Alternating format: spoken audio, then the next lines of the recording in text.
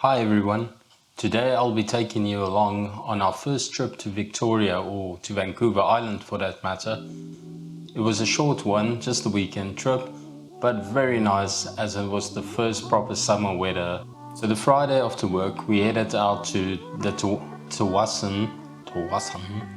We headed out to the Tsawwassen ferry terminal to catch our 5 p.m. ferry that we pre-booked. I would highly advise pre-booking, especially if you are traveling by car, as the ferries fill up very quickly during the peak summer months. We had no idea what to suspect, but the check-in was smooth and very quick.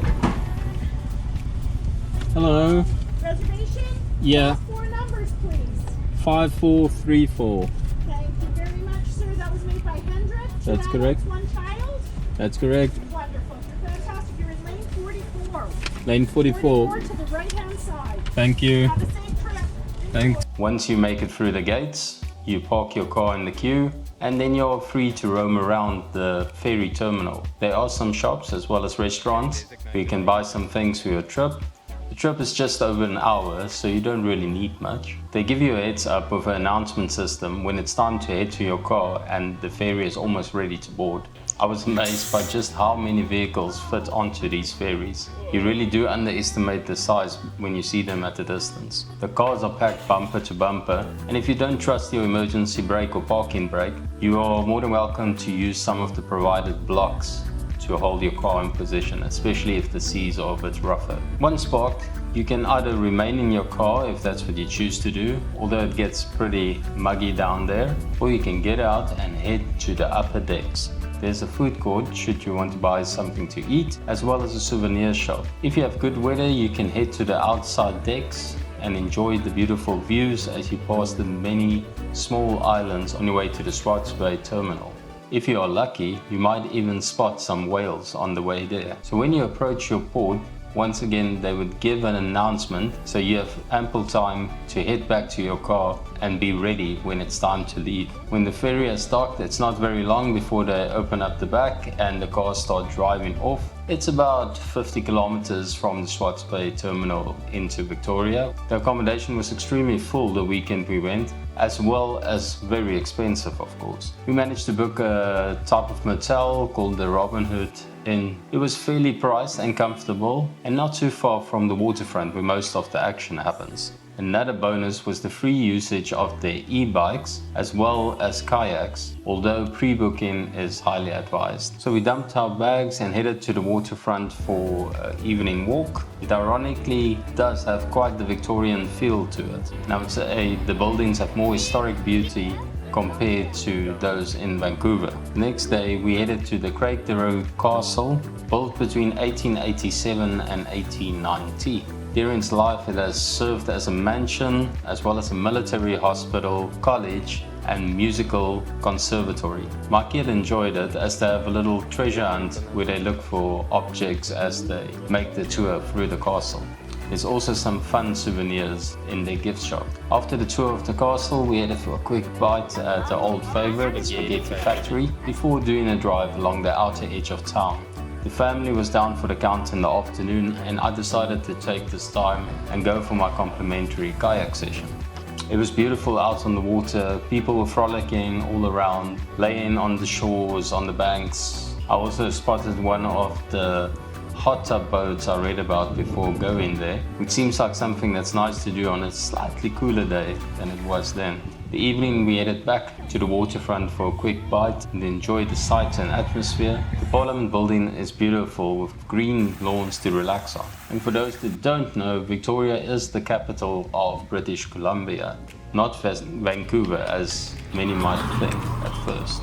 Unfortunately, we did not have time to go whale watching, as we were only there for the weekend and whale watching takes up half a day. We pop into the Prince of Wales whale watching tours. They've got a nice chart of all the orca families that inhabits the water around the island. Another attraction I read about was Fang Tan Alley, which is the narrowest street apparently in North America, and it is located in Victoria's Chinatown area. Unfortunately, when we got there, it was late in the afternoon, and it seems they locked the gates. I'm not sure what time, but there's gates lock in it, and I just managed to catch this one clip of Fang Tan Alley. On our final day, we packed up and headed out to the Malamute Skywalk. It's an attraction about 40 minutes outside of Victoria, and it was a scorcher of a day. There's ample parking and you can buy food at the entrance as well as at the lookout. Start on an elevated walkway going through a forest with wooden sculptures along the way before getting to the 40-meter high main attraction on top of a hill that puts you 250 meters above sea level. It is a spiral with a gradual slope and it is easily accessible by wheelchair. At the top, if you are brave enough, there's a net you can walk on 40 meters above nothing. After that warm-up, instead of being boring and walking the spiral down again, stop about 1/3 down and take the slide. It's also a spiral and it's wicked fun. There's a bit of a wait, but it's worth it. I was quite surprised how fast you go down on that little carpet.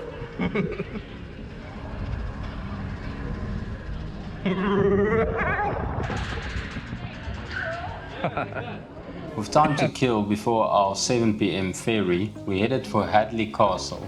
Unbeknown to us was that the castle has featured in many prominent films, such as X-Men and Deadpool, to name a few. Unfortunately, we just missed the last tour which started at 3 p.m, so we didn't enter the castle, but we enjoyed the gardens in front of the castle, which includes a Japanese garden. And just a tip, when visiting the castle or any other spot that's near the USA border or where you can actually see the USA on the opposite coast, be careful as your phone might jump onto their networks and you will be charged roaming fees. We were luckily told this by the concierge at the motel we stayed at, and he also said if you contact your cell provider when this happens to you, they usually just reverse the charges. We spent the last bit of the afternoon in a small cove on the outskirts of Victoria before heading back to the Swartz Bay terminal. It was a stunning voyage back with the sun hanging low. Arriving back at Tsawwassen, you are launched straight back onto the freeway, and it's only about a 30-minute drive home for us from there, with the sun setting on a beautiful weekend to complete our first ferry trip to Vancouver Island. Just like to thank you for watching. If you enjoyed this video, please hit the like button and subscribe if you would like to see more of these. I really appreciate the support. As always, stay safe and have a good one. Cheers!